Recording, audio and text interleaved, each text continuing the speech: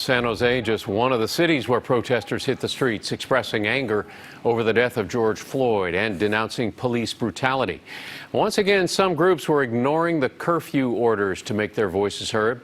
KPIX 5 reporter Katie Nielsen live in Oakland, where it's a much different scene tonight compared to previous protests. Katie? Yeah, what a difference a day makes.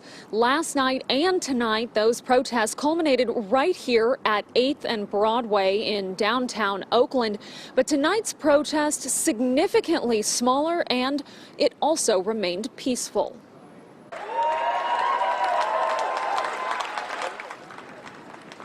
It started further up Broadway, and for almost an hour, hundreds gathered in Frank Ogawa Plaza on the steps of City Hall, demanding social change and asking for their voices to be heard.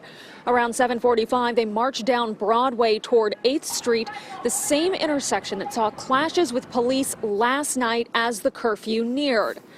But tonight was very different. The 8 p.m. curfew came and went. Police stood in a line, but this time with no barricade. Protesters chanted, and one man spent an hour recounting his personal story of what he says was racial profiling by police. There were no calls for the crowd to disperse, no threats of chemical agents or arrests. Then around 10 p.m., officers got on a loudspeaker and thanked the protesters for their peaceful gathering, said they would be opening up Broadway to traffic, and asked the protesters to move to the sidewalks for their own safety.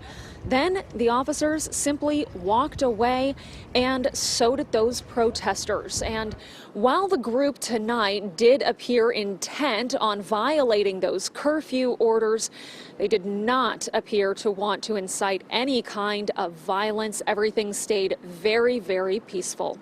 A big change from what we saw right here last night. In Oakland, Katie Nielsen, KPIX 5.